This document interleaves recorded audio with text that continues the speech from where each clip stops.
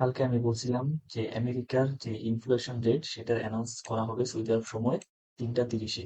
So আজকে সেই announce করা হয়েছে এবং বলছিলাম যে যারা স্ক্যাল্পিং করবেন তারা মার্কেটে সেলিং এর জন্য অপরচুনিটি খুঁজবেন অ্যান্ড সেলিং এর জন্য ট্রেড নেবেন। সো মার্কেটে যখনই পাবলিশ করা হয়েছে ইনফ্লেশন রেট তখনই দেখেন এটা 1 মিনিটের ক্যান্ডেল।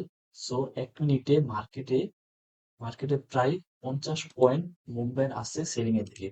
যখন 3টা 30-এর এটা 3টা 30-এর ক্যান্ডেল এন্ড ফার্স্ট ক্যান্ডেলই এখানে মার্কেটে মুভমেন্ট আছে ডাউনের দিকে।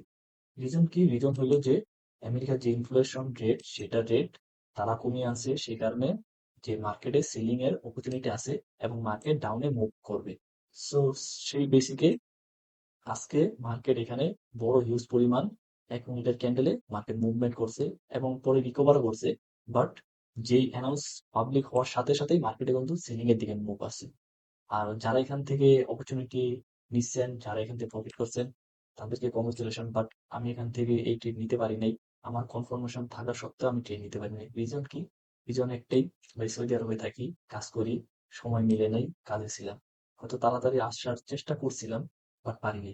যারা সৌদি আরবে থাকেন, যারা সৌদি আরবে কাজ করেন, তারা এই বিষয়টা রিয়েলাইজ করতে পারবেন।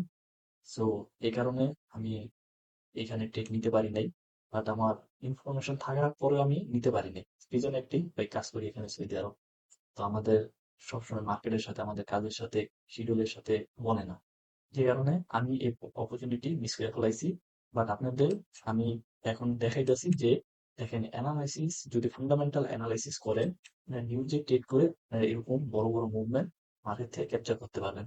সো যারা এখান থেকে ট্রেড নিচ্ছেন এবং আশা করি হিউজ পরিমাণ প্রফিট করছেন,